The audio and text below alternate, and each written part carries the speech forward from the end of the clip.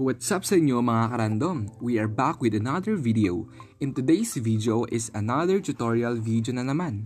At kung bago ko pa lang dito sa aking channel, huwag mo kalimutang mag-subscribe at i-hit na rin ang notification bell icon para updated ka sa every upload ko ng videos kagaya nito. So ngayon ang ituturo ko sa inyo is kung paano ba mag-send ng files or documents sa Messenger. So make sure na tapusin nyo ang video na ito para makaiwas tayo sa pagtatanong. So, let's start. So, merong dalawang paraan na alam ko kung paano mag-send ng files or documents sa Messenger. So, yung una is yung sa Chrome or yung sa browser nyo. Yung pangalawa is sa Facebook Lite. I mean sa Messenger Lite. So, sa Chrome, i-open nyo lang yung Chrome nyo.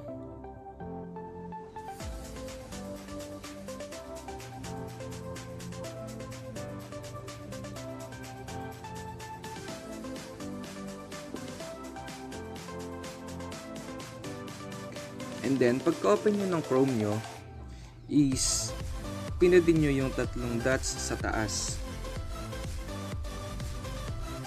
And then, check nyo yung desktop site.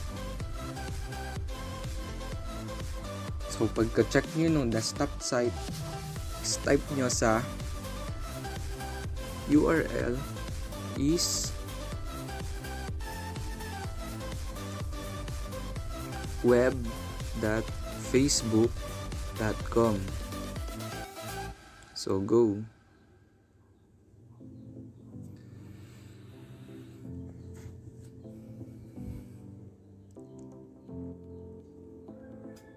And then pupunta kayo dito sa ganitong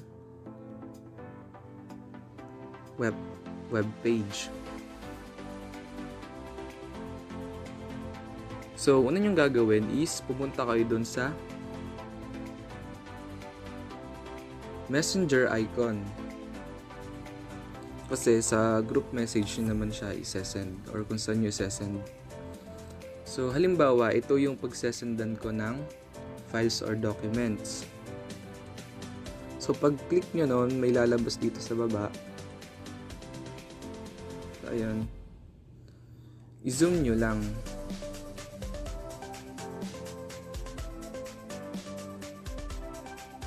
Ayan. Tapos, may makikita kayong icon na parang paperclip. So, ang gagawin nyo lang is pindutin nyo yung icon na yon. And then, files.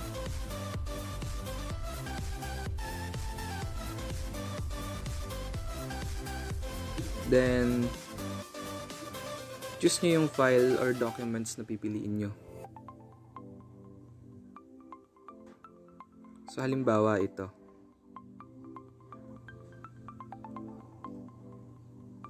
Ayan.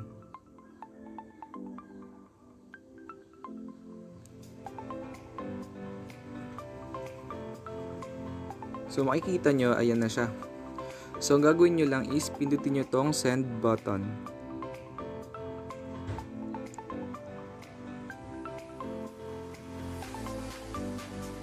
So, ayan. Nag-send na siya. Tapos, ang isa pang way is sa Messenger Lite. So, punta lang kayo sa Play Store or App Store. Tapos, search nyo is Messenger Lite. So, ayan. Then, pagka-install nyo ng Messenger Lite, i-open nyo lang ito.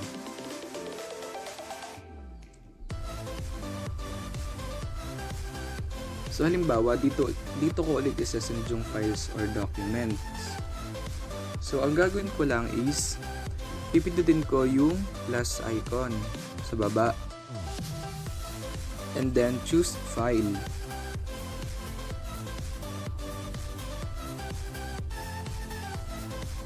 Then, halimbawa, ito ulit yung files na isasend ko.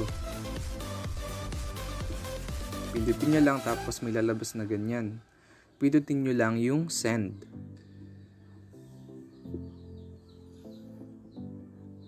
So ayan, nag-send na siya. Ganun lang kadali. So kung gusto nyo i-save yung documents na sinasend sa inyo, pwede nyo rin siyang i-download pag click nyo yan. So ayan.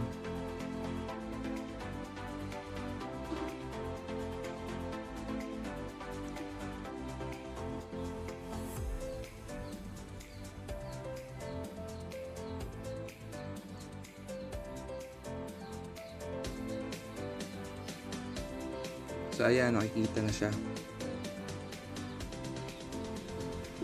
So that's all mga karandom. Sana nakatulong ang videong ito sa inyo. Huwag mong kalimutang mag-subscribe at i-hit ang notification bell para updated ka sa every upload ko ng videos. Huwag mo na rin kalimutang mag-like, mag-comment sa baba at i-share ito sa iba para malaman din nila. For today, thanks for watching!